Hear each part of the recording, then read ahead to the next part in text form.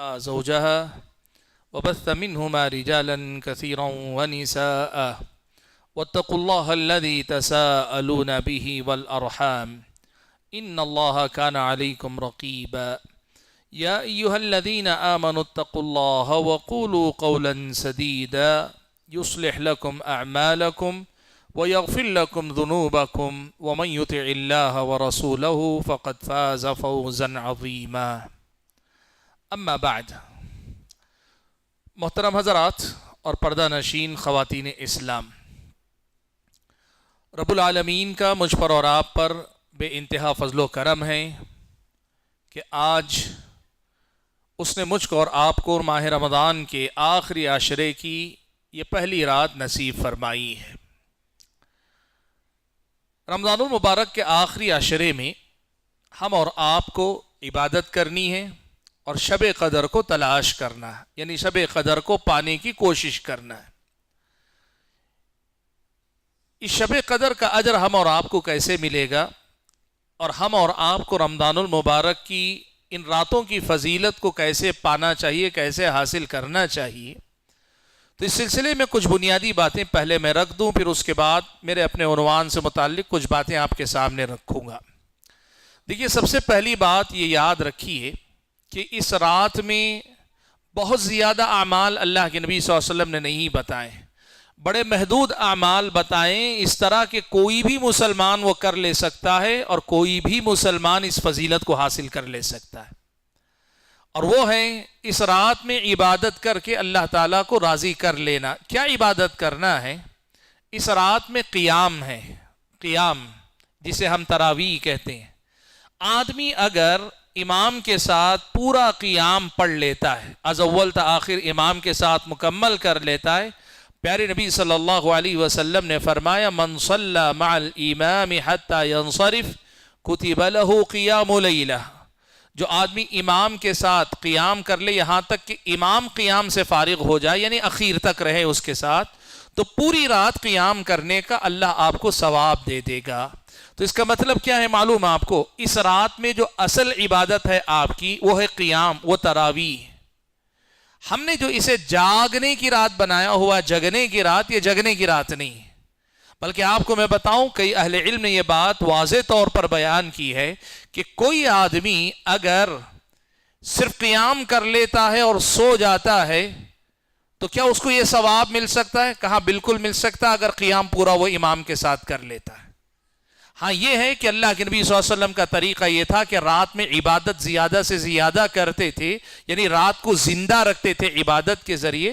تو آدمی اگر اس مسنون عبادت کے ساتھ کچھ اور عبادتیں بھی کرنا چاہے تو آدمی کے لیے جائز ہے، لیکن یہ جو عبادتیں ہیں یہ جاگنے کا مسئلہ نہیں ہے۔ یعنی ایک آدمی یہ سمجھ لے کہ مجھے رات میں عشاء سے لے کے فجر تک جاگنا ہے تبھی مجھے یہ ثواب ملے گا، نہیں، ایسا نہیں۔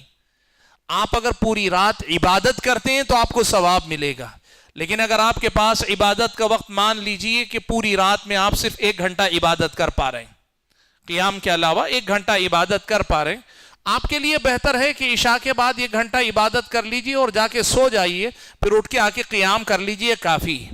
ٹائم پاس کرنا، وقت گزاری کرنا، دوستوں کے ساتھ بات چیت میں لگے رہنا، یہ عبادت نہیں ہے اور یہ ان راتوں کا مقصود نہیں ہے۔ تو میں ابتدا ہی میں آپ کے سامنے یہ بات رکھ دینا چاہتا ہوں، ایک تو قیام کی پابندی کیجیے، اور دوسری بات، دو بڑی غلطیاں ہم سے ہوتی ہیں۔ بہت سارے احباب ہیں عشاء کی نماز جماعت سے نہیں پڑھ پاتے، اور بہت سارے احباب ہیں فجر کی نماز جماعت کے ساتھ نہیں پڑھ پاتے۔ اللہ کے نبی نے یہ کہا ہے، جو آدمی عشاء کی نماز با جماعت پڑھ لیتا ہے اسے آدھی رات قیام کرنے کا ثواب ملتا ہے، اور جو آدمی فجر کی نماز با جماعت پڑھ لیتا ہے اسے آدھی رات قیام کرنے کا ثواب ملتا ہے۔ یعنی عشاء اور فجر با جماعت اگر کوئی پڑھ لیتا ہے تو پوری رات عبادت کرنے کا اسے ثواب مل جاتا ہے۔ تو کرنے کا کام اصل میں کیا ہے؟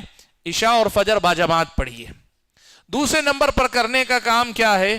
قیام از اول تا آخر امام کے ساتھ پورا کیجیے۔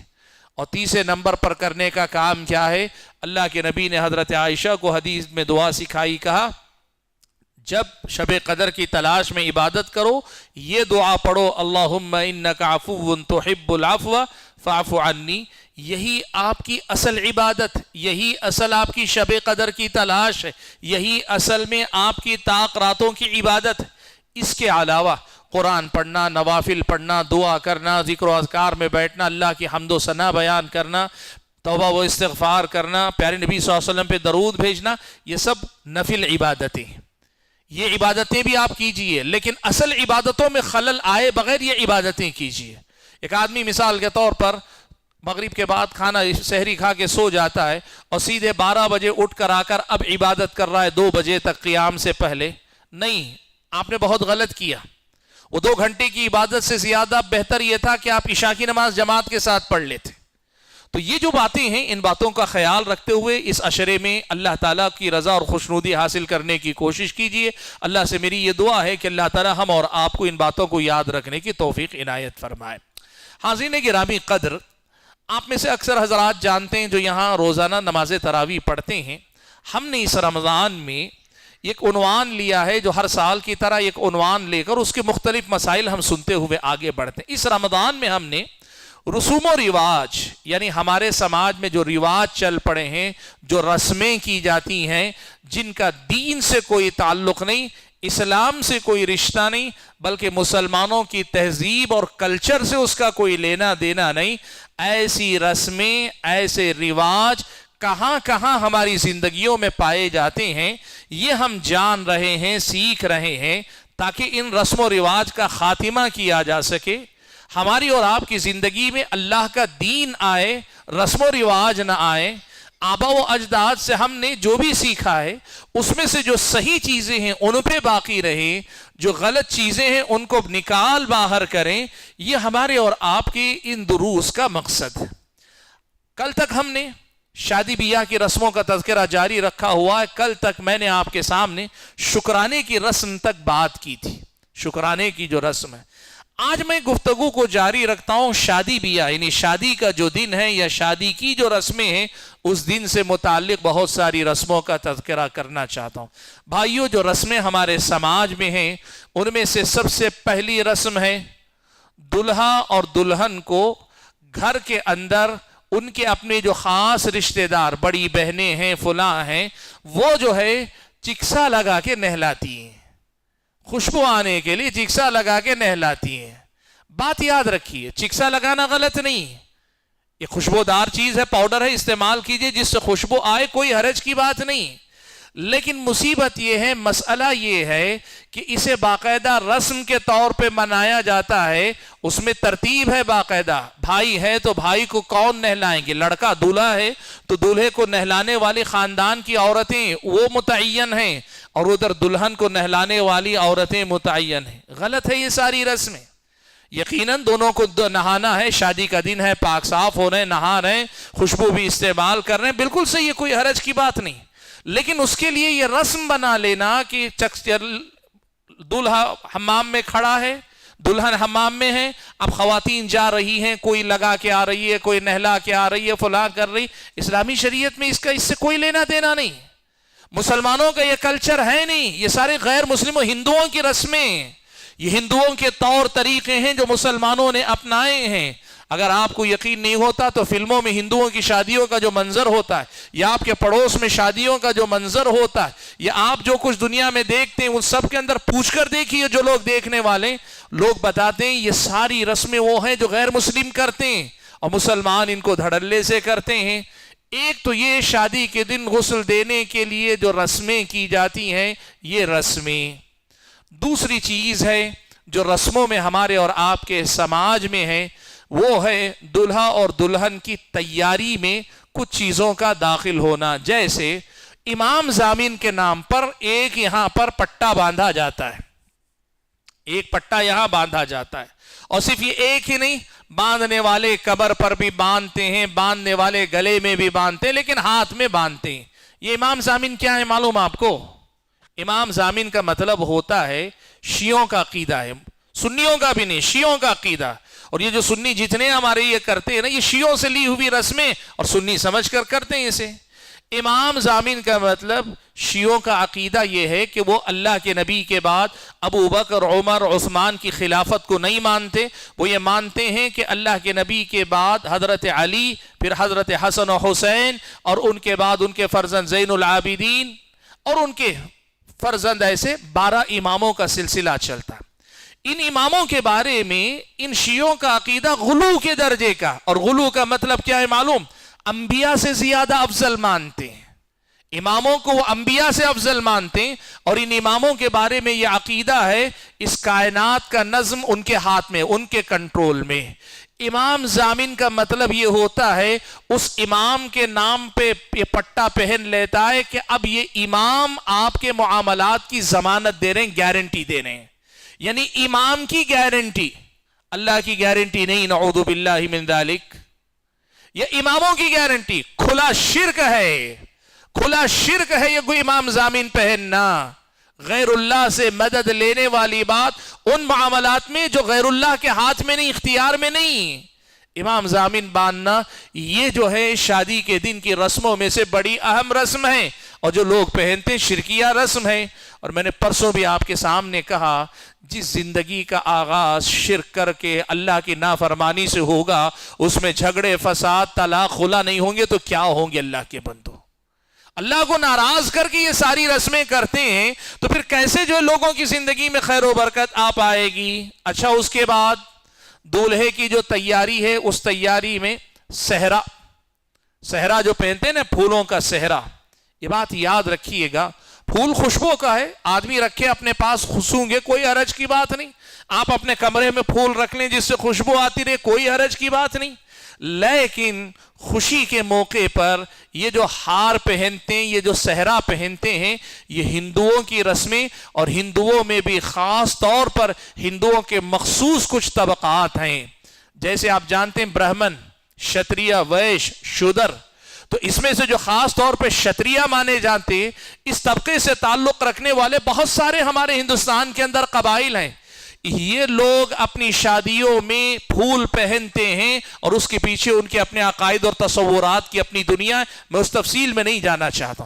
بتانا یہ ہے کہ یہ جو صحرا ہے، یہ اصل میں دولہے کی علامت ہندو کلچر میں. دولہا اپنی شادی میں صحرا پہن کر آتا ہے، یہ ہندوانہ کلچر ہے، اور مسلمانوں نے اسی کا دیکھی اپنا لیا. اب کسی بھی آدمی سے کہتے ہیں کہ یہ رسم ہے، یہ غلط ہے، تو کہتے ہیں پھول خوشبو کے لیے پہن رہے ہیں. غلط کیا ہے اس کے اندر؟ غلط یہ ہے کہ یہ غیر قوموں کی اپنی مذہبی شناخت ہے، ان کی اپنی کلچر کی پہچان ہے، یہ ان کے اپنی شادیوں کا طریقہ ہے. اور اللہ کے نبی نے کہا ہے، من تشبہ بقوم فہو منہم، جو آدمی کسی کی مشابہت اختیار کرتا ہے وہ انہی میں سے ہوتا ہے. تم مسلمان دولہا ہو، لیکن تمہارے اپنے دولہا بننے میں صحرا جو استعمال ہو رہا ہے غیر مسلموں والا ہے، تو تمہارا شمار غیر مسلموں میں ہو رہا ہے. یہ اللہ کے نبی کا فرمان ہے. اللہ کے بندے، من تشبہ بقوم فہو منہم. اور صرف یہ صحرا نہیں، صحرے کے ساتھ آپ کو معلوم ہے ہاتھ میں گجرے اور پتہ نہیں کیا کیا سب کہاں پہنتے ہیں. ساری کی ساری خاص طور پر ہندوؤں میں جو شتریہ کہلاتے ہیں، ہندو 4 طبقات میں بانٹے جاتے ہیں عام طور پہ، برہمن، شتریہ، ویش اور شودر. تو جو شتریہ کہلاتے ہیں ان میں سے بہت سارے قبائل کی یہ خاص پہچان ہے. اور جو مسلمان کر رہا ہے وہ مسلمان کا کام تھوڑی کر رہا ہے، وہ ہندوؤں کی رسموں کو اپنی زندگی کے اندر لا رہا ہے. اور اسی طرح شادی میں گھوڑی پر سواری کرنا، گھوڑی پہ سوار ہو کے آنا، دلہے کا جو ہے گھوڑے پہ سوار ہو کر آنا، یہ بھی انہی شتریہ کی رسم ہے. صحرا اور گھوڑی یہ ہندوؤں کی رسم ہے. دیکھیے، آپ اپنی سواری رکھے ہوئے ہیں، زندگی بھر آپ گھوڑے پہ چلتے ہیں، شادی میں بھی گھوڑے پہ آئیے، کوئی حرج کی بات نہیں. آپ ہمیشہ کار میں رہتے ہیں، شادی میں آئیے، کوئی حرج کی بات نہیں کار میں. لیکن آپ ساری زندگی، اور ہمارے دور میں تو گھوڑوں کی سواری ہے نہیں، یہ خالص ایک رسم ہے. دولہے کو گھوڑے پہ بٹھا کر لانا یہ خالص رسم ہے اور ہندوانہ رسم ہے. اس رسم کو اپنانے والے لوگ مسلمان اپنے آپ کو کہلاتے ہیں. اور دولہے کو جب تک وہ گھوڑی نہیں چڑھتا تب تک دولہے کو لگتا نہیں کہ وہ دولہا بنا ہے. سبحان اللہ. یہ وہ رسمیں ہیں جو لوگوں نے غلط طریقے سے اپنائی ہوئی ہیں. اچھا، شادی کے دن کی جو رسمیں ہیں دولہے سے متعلق، ان میں سے ایک رسم اور بھی ہے. وہ رسم ہے محفل نکاح میں بیٹھ کر قاضی صاحب دولہا کو سب سے پہلے کلمہ پڑھاتے ہیں، دولہے کو کلمہ پڑھاتے ہیں۔ کیوں پڑھاتے ہیں؟ کلمہ پڑھانے کا مقصد کیا ہے؟ ایمان کی تجدید کرواتے ہیں۔ کیوں کرواتے ہیں؟ ایمان کی۔ کیوں وہ مسلمان نہیں ہے؟ کلمہ آج سے پہلے پڑھا نہیں ہے؟ کلمہ اس موقع پہ پڑھانے کا مطلب کیا ہے؟ اس موقع پر کلمہ پڑھانے کا مطلب کیا ہے؟ کہ رسول اکرم صلی اللہ علیہ وسلم نے صحابہ کو ایسے پڑھایا، یا تابعین تبع تابعین نے کسی نے ایسے نکاح سے پہلے، ایجاب و قبول کروانے سے پہلے یہ جو کلمہ پڑھوانے کا کی جو رسم ہے، اس کو پڑھوایا اللہ کے نبی نے؟ یہ خالصتاً لوگوں کے اپنے ذہن کی ایجاد ہے۔ وہ کہتے ہیں کہ ہم جو ہے اس کا مسلمان کی مسلمان سے شادی ہونی چاہیے، مسلمان کی مسلمان سے شادی ہونی چاہیے۔ ہو سکتا ہے اس نے کچھ بھی ایسا کام کیا ہو تو آج اس کی شادی کرنے سے پہلے ہم اس کی ایمان کی تجدید کر دے رہے ہیں۔ یعنی اس کا مطلب یہ ہوا کہ جس کی شادی کر رہے ہیں، جس سے رشتہ کیے، اس کے ایمان کی بھی آپ کے پاس کوئی گارنٹی نہیں۔ جب تک کلمہ نہیں پڑھوا لیں گے تب تک اس کے رشتے کی گارنٹی نہیں۔ یہ کیسی رسمیں ہیں جو لوگوں نے ایجاد کی ہوئی ہیں۔ اچھا، یہ صرف کلمہ نہیں پڑھاتے، کلمہ پڑھانے کے ساتھ استغفار پڑھاتے ہیں، استغفر اللہ استغفر اللہ استغفر اللہ پڑھاتے ہیں۔ اور کیوں پڑھاتے ہیں میں نے معلوم کیا، میں نے پوچھا کیوں کل استغفار کیوں پڑھاتے ہیں؟ تو کہا اس لیے پڑھاتے ہیں کہ آج نکاح کرنے جا رہا ہے، حلال طریقے سے اپنی خواہش پوری کرنے جا رہا ہے، جائز طریقے سے۔ لڑکا اور لڑکی ایک جائز طریقے سے اپنی ضرورت پوری کرے گی۔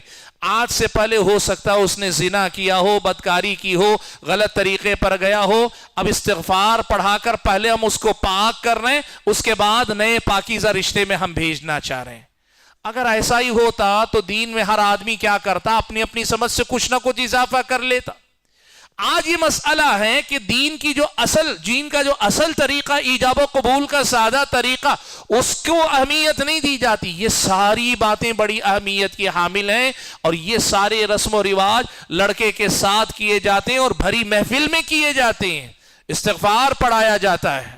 اور اتنا ہی نہیں، اس سے آگے بڑھ کر جو رسمیں ہیں، اب لڑکی سے متعلق جو رسمیں ہیں، لڑکوں سے متعلق جو رسمیں ہیں، میں آپ کو بتاؤں تو تعجب کریں گے کہ یہ شاید ہمارے علاقے میں نے نہیں سنا، لیکن جیسے میں نے کہا معلومات جب ہم لیتے ہیں تو ملتی ہیں۔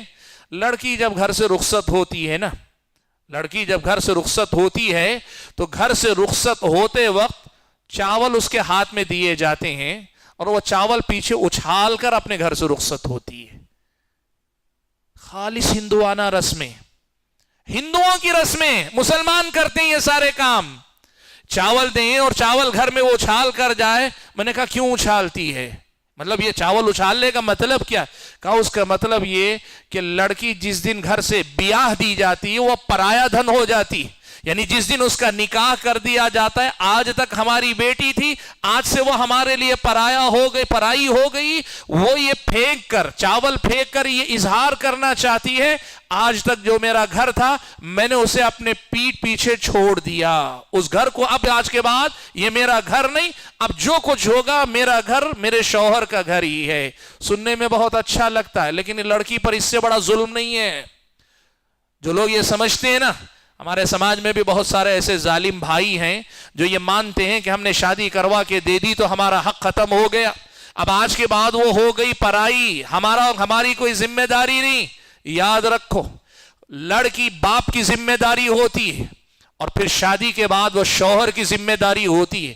اللہ نہ کرے اگر شوہر کچھ آگے پیچھے ہو جائے یا وہ مجبور ہو جائے تو پھر اگر بہن واپس لوٹ کر آئے، حق سے لوٹ کر آتی ہے، اور بھائیوں کی یہ ذمہ داری ہوتی ہے کہ پوری عزت سے اس کی ذمہ داری کو نبھائیں۔ ہمارے سماج میں یہ غلط تصورات ہیں، ان رسم و رواج نے یہ غلط تصورات جنم دیے۔ شادی کر کے دے دی تو بھائی سمجھتا ہے بوجھ سر سے اٹھا کے رکھ دیا، اور یہ رسمی یہ سب بتاتی ہے۔ کہا چاول پیچھے پیٹ پیچھے پھینک کر جاتی، یہ بتانے کے لیے کہ آج کے بعد اس گھر سے میرا کوئی رشتہ باقی نہیں رہ گیا۔ نعوذ باللہ من ذالک۔ حضرات گرامی، یہ بات یاد رکھیے، سراسر ہندوانہ رسمیں، سراسر جاہلانہ رسمیں، سراسر بے بنیاد غیر اسلامی رسمیں، غیر شرعی رسمیں۔ اسلامی شریعت یہ کہتی ہے رشتہ تھا، ہمیشہ رہتا ہے۔ ہاں، لڑکی کی ذمہ داری پہلے باپ پر ہوتی ہے، پھر شوہر پر ہوتی ہے۔ اب اگر شوہر نہیں اٹھا سکتا تو پھر بھائیوں پر بھی ذمہ داری ہوتی ہے۔ اللہ اولاد دے دے اور اولاد بڑی ہو جائے تو پھر خاتون کی ذمہ داری اولاد پر ہوتی ہے۔ عورت اسلامی سماج میں ذمہ داری ہوتی ہے بوجھ نہیں، ذمہ داری ہوتی ہے بوجھ نہیں، حقدار ہوتی ہے زبردستی مسلط ہونے والی نہیں۔ یہ جو غلط تصورات ہیں یہ غیر مسلموں کے ہاں سے ہم لوگوں نے اپنائے ہوئے ہیں۔ اچھا، اب اس کے بعد لڑکے اور لڑکی کو آپس میں جب بٹھاتے ہیں، ہمارے ہاں جو ہوتا ہے نا، ایک طریقہ ہے جو نکاح کے دن ہمارے پاس ہوتا ہے، اسے کہتے ہیں جلوہ۔ یہ جلوہ کیا ہے؟ جلوہ یہ ہوتا ہے کہ لڑکی کو بلایا جاتا ہے، لڑکے کو بلایا جاتا ہے، دونوں کو ساتھ میں بٹھایا جاتا ہے، اور بٹھانے کے بعد مرد بھی ہیں عورتیں بھی ہیں، اور یہاں بھی مرد بھی ہے، مرد بھی بیٹھا ہے عورت بھی بیٹھی، وہ دونوں تو ٹھیک ہے نکاح کے بعد اب وہ دونوں ساتھ میں بیٹھ سکتے ہیں، نکاح تو ہو گیا الحمدللہ، میاں بیوی ہیں اب وہ، ان کا مسئلہ نہیں ہے، لیکن ان دونوں کو جہاں بٹھا رہے ہیں وہ مجلس مرد عورتوں کی ملی جلی مجلس ہے۔ اسلامی شریعت میں ایسی کوئی مجلس جائز نہیں جس میں مرد و عورت بیٹھیں۔ اب اس کے بعد یہاں کوئی بزرگ آتے ہیں اور بزرگ آ کر لڑکی کا ہاتھ لڑکے کے ہاتھ میں دیتے ہیں اور پھر کچھ نصیحتیں کر کے رخصت کرتے ہیں۔ یاد رکھو، جس وقت اس نے الحمدللہ میں نے قبول کیا کہا نا، تبھی لڑکی کا ہاتھ لڑکے کے ہاتھ میں چلا گیا، اب الگ سے کوئی ہاتھ دینے دلانے کی ضرورت نہیں۔ جس وقت باپ نے لڑکے کے سرپرست نے یہ کہا میں نے اپنی بیٹی کو تیرے نکاح میں دیا، یا قاضی نے ان کی نیابت کرتے ہوئے کہا کہ اے فلاں کی اجازت سے میں نے اپنی بیٹی کو اپنی بہن کو تیرے نکاح میں دیا، اس نے کہا میں نے قبول کیا، جس لمحے کا اسی وقت اس کی بیوی ہو گئی۔ اب ہاتھ میں دے کر الگ سے کوئی رخصت کرنے کا طریقہ نہیں ہے۔ ہاں، نصیحت اگر کرنی ہے نصیحت کیجئے، لیکن اس کو رسم کی شکل مت دیجئے، اور بہتر یہ ہے کہ نصیحت شادی کے دن سے پہلے کیجئے۔ وہ رخصت کرتے وقت وہ بیچاری کبھی خوشی میں کبھی غم میں، یا تو بہت خوش ہوگی یا بہت زیادہ غم میں ہوگی، وہ آپ کی نصیحتوں کو کتنا یاد رکھ پائے گی؟ وقت سے پہلے نصیحت کیجئے، وقت سے پہلے نصیحت کیجئے۔ اور رخصت کرنا ہے لڑکی کو گھر کی خواتین میں سے، لڑکے کی گھر کی خواتین میں سے کوئی ساتھ میں لے آئیں، لے آ کر ساتھ میں بٹھائیں، لے کر نکل جائیں۔ یہ جو جلوے کی رسم جو ہوتی ہے نا، اس کے اسلامی شریعت سے کوئی لینا دینا نہیں۔ ملانے کا، ہاتھ ملانا، رخصت کرنا کسی بزرگ کا نا، اور اس میں بھی بڑے جھگڑے، خاندان میں فلاں بڑے ہیں اور بڑے کو چھوڑ کر چھوٹے کو بلا لیا، اب اس پہ جنگ چلتی ہے باقاعدہ، اور کب تک چلتی ہے معلوم؟ ساری زندگی چلتی ہے۔ فلاں نے اپنی بیٹی کے جلوے میں مجھے موقع نہیں دیا، فلاں کو موقع دے دیا۔ خرافات رسمیں اگر ایجاد کریں گے تو یہی سب جھگڑے جنم لیں گے۔ اسلام نے آسان کیا ہے نکاح کو، آسان رکھو۔ اور اتنا ہی نہیں، اب اس کے ساتھ یہ بھی میں آپ کے سامنے بتا دوں، اب گھر کے اندر پہنچنے کے بعد لڑکا اور لڑکی گھر میں پہنچتے ہیں، اب وہاں کی رسمیں الگ۔ مجھے بتایا گیا کہ کچھ جگہ پہ پہلے ہو جاتی ہے رسم، اور کچھ جگہ لڑکا اور لڑکی جب لڑکے کے گھر میں پہنچ جاتی ہیں تو وہاں کچھ رسمیں ہوتی ہیں، اور ان رسموں میں سے ایک رسم ہے انگوٹھی ڈھونڈنا دودھ والے میں، یا پھر یہ کہ لال پیلے پانی میں یا کسی اور میں ڈال کے ڈھونڈنا، اور جب تک جو ڈھونڈ رہا ہے اس کو پہلے ملے گی یا اس کو پہلے ملے گی۔ اور اتنا ہی نہیں، ساتھ میں سالیاں بیٹھی ہوتی ہیں، پھول کی چھڑی لے کے ہاتھ پہ مار رہی ہوتی ہیں۔ کیا تماشے ہیں یہ ساری کے سارے؟ یہ کون سا دین ہے اللہ تعالیٰ کے بندو؟ اللہ کے کون سے دین سے یہ کہاں سے یہ ساری چیزیں لوگوں نے اپنائی ہے؟ اور میں آپ کو بتاؤں، اگر آپ اس پہ بولیں گے نا، خاندان کی ساری بوڑھیاں بھڑک جاتی ہیں، خاندان کے سارے بزرگ ہمارے ناراض ہو جاتے ہیں۔ یہ رسم و رواج ہیں، اب اس کو جس کو مل جائے وہ ملنے کے بعد پھر الگ، اس میں جو ہے پھر طرح طرح کی باتیں۔ اور اس میں بتاؤں، بعض رسمیں بے حیائی کی حد تک کی ہیں، بعض رسمیں بے حیائی کی حد تک کی ہیں۔ کیا ہے معلوم آپ کو؟ حیا مانے ہے لیکن بتانا ضروری ہے۔ اب لڑکی کمرے میں ہے، لڑکے کو کمرے میں بھیجنا چاہتے ہیں، وہاں جو ہے کچھ خواتین کھڑی ہو جاتی ہیں، اب اس کے ساتھ نوک جھونک ہوتی ہے، بات چیت ہوتی ہے۔ حیا کا مقام ہے، لڑکا اپنی بیوی کے پاس جا رہا ہے، یہ آپ کے کھیل تماشے کا وقت ہے؟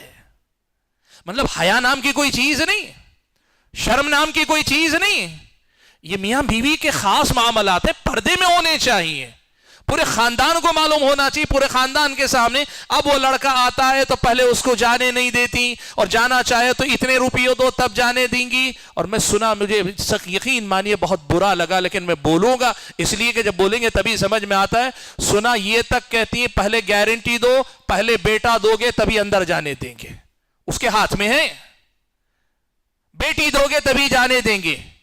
یہ کیا تماشے ہیں جو ہمارے سماج میں ہم نے اپنا رکھے ہیں؟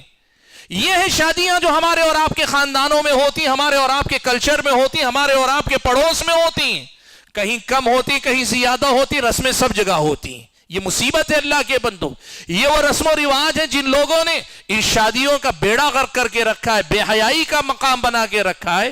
اتنا پاکیزہ رشتہ گھر آ گئے، اب گھر کے لوگ ہیں اپنے اپنے اس میں ہیں، گھر کی جو بڑی خواتین ہوتی ہیں ان کو معلوم ہے خاتون کو کب بھیج دینا، وہ خاتون کو اندر پہنچا دے گی، دوسرے لوگوں کو پتہ بھی نہیں چلنا چاہیے کب وہ کمرے میں گئے، کب وہ ساتھ میں، کب باہر آ رہے ہیں۔ اب ہو گئی ان کی زندگی الگ، نظر رکھنا وہ کب جا رہے ہیں، ان کے راستے میں رک کر پیسے پوچھنا، ان کے بعد یہ سب کیا تماشے ہیں؟ لوگوں نے دین کو مذاق بنا کے رکھا ہے۔ اب یہ ہو گیا، اب یہاں سے ایک نیا سلسلہ شروع ہو۔ وہ نیا سلسلہ کیا ہے؟ پہلی جمعگی، دوسری جمعگی، تیسری جمعگی، چوتھی جمعگی، 5 جمعگی۔ جمعگی کیا ہے؟ یعنی پہلے جمعہ پر، دوسرے جمعہ پر، تیسرے جمعہ پہ، چوتھے جمعہ پر، 5ویں جمعہ پہ خصوصی رسم منائی جاتی ہے۔ یہ کیا جمعگی ہے؟ بھئی مہمان نوازی کرنی ہے، دلہے کو لے جاؤ اپنے گھر میں کھلاؤ پلاؤ، دلہن کے گھر میں کھلاؤ پلاؤ، اس میں کیا کوئی حرج کی بات؟ لیکن یہ جو رسمیں کی جا رہی ہیں نا، یہ جو جمعگی کے نام پہ جو رسمیں کی جا رہی ہیں، یہ کیا ہے یہ سب؟ اور آدمی بڑے شوق کے ساتھ اس میں دل لگا کے جو ہے وہ اسے یہ لگتا ہے اگر یہ ساری رسمیں نہیں ہوئی تو اس کی شادی ہی پوری نہیں ہوئی ہے۔ آدمی یہ محسوس کرتا ہے، اس کو لگتا ہے کہ شادی ہی میری پوری نہیں ہوئی ہے۔ یہ وہ رسمیں ہیں جن لوگوں نے جن رسموں نے شادیوں کو مشکل بنایا، شادیوں کو مصیبت بنایا، شادیوں کو لڑکی کے باپ کے لیے ایک بہت بڑا بوجھ بنا دیا۔ یہ وہ رسمیں ہیں جن لوگوں نے شادیوں کے مسائل کو اور زیادہ بگاڑ کی طرف پہنچایا۔ حاضرین گرامی قدر، رسم و رواج کی جب بات ہو رہی ہے تو میں اور بھی کچھ رسموں کا تذکرہ آپ کے سامنے کرنا چاہتا ہوں۔ شادی بیاہ کے موقع پر ہمارے ہاں جو رسمیں ہیں نا، ان میں سے بہت ساری رسمیں ایسی ہیں یہ دلہا اور دلہن تک محدود نہیں رہتی۔ کچھ رسمیں دلہے کے گھر والوں سے متعلق، کچھ رسمیں دلہن کے گھر والوں سے متعلق ہیں۔ دلہن کی ماں ہی کو فلاں کام کرنا چاہیے، دلہے کی بہنوں ہی کو یہ کام کرنا چاہیے، دلہے کی ماں ہی کو یہ کام کرنا چاہیے، گھر میں آنے والی بہو کا استقبال فلاں ہی کرے گی، فلاں ہی کرے گی۔ یہ سب اسلام میں نہیں، اللہ کے بندو۔ یہ ساری چیزیں ہاں خاندان میں اپنے اپنے گھر کا ایک ماحول ہوتا ہے، کسی گھر میں بہنیں بہت زیادہ ایکٹیو انوالو رہتی، کسی گھر میں ماں ہی سب کچھ سنبھالتی، کسی گھر میں دوسرے رشتہ دار، جہاں جیسا ماحول ہو، لیکن اس کو رسم کی شکل دے دینا کہ یہ رسم ماں ہی نبھائے گی، فلاں رسم بہنیں نبھائیں گی اور فلاں رسم بھابھی نبھائے گی۔ معاف کیجئے گا، شادی بیاہ کے اندر دیور کے شادی میں بھابھی کا جو کردار غیر مسلموں کے ہاں ہے، وہ غیر مسلم کہتے ہیں، ہم اسے ماں سمجھتے ہیں۔